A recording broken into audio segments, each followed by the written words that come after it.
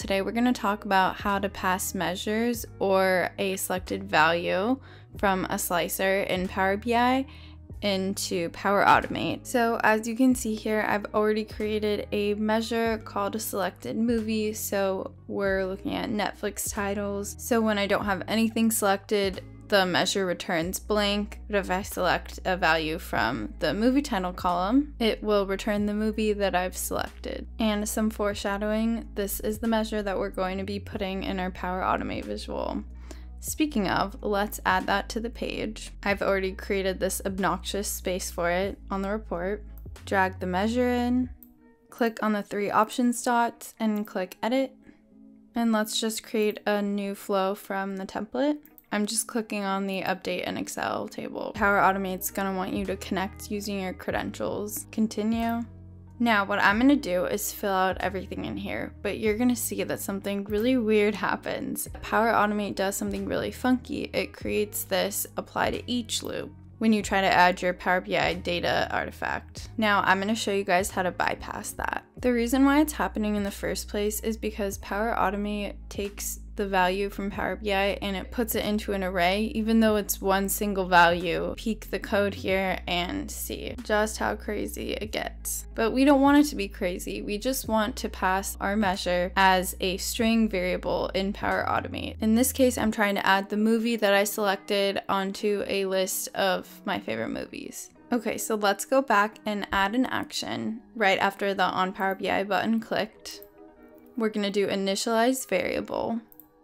Name your variable whatever you would like. And since we're trying to pass the measure from an array into a string, we're gonna set the type as string and the value is just gonna be blank because we haven't moved the variable from the array into the string yet. Then you're gonna add a new action after that called compose. And then you're gonna add your measure and it's gonna create that apply to each again, but that's okay. Inside that apply to each, you're going to add another action, append to string variable. Then you're going to select the variable you created and the outputs from the previous step, compose. Stepping out of that apply to each loop, you're going to add a new action, another compose, and you're going to put your movies variable there as the inputs. And I'm deleting the apply to each at the end that I was showing you guys for demonstration purposes in the beginning. Now I'm just renaming this last step. It's just gonna make things easier. I'm also gonna rename the flow. Now let's check and see if this actually works. I know it's going to, but for you guys. I'm gonna do an add a row into a table action in Excel. And I'm just gonna fill everything out as I normally would. I've already created a table for my favorite movies. Instead of using the Power BI data selected movie, I'm going to be using the outputs from the movie variable, which is essentially our measure transformed from an array into a string. And don't forget to save and apply the automate flow to your Power BI visual. I'm going to try to beautify this button just a little bit.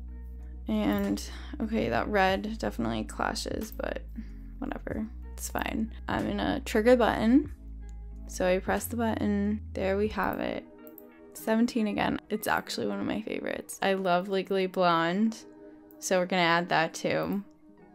And trigger it, and let's go to the Excel and we'll be able to see it pop up, I think. Yep, there it is. Thank you guys so much for watching this video. If you have any questions or comments, please let me know. I hope you guys have a great day and I'll see you in my next video.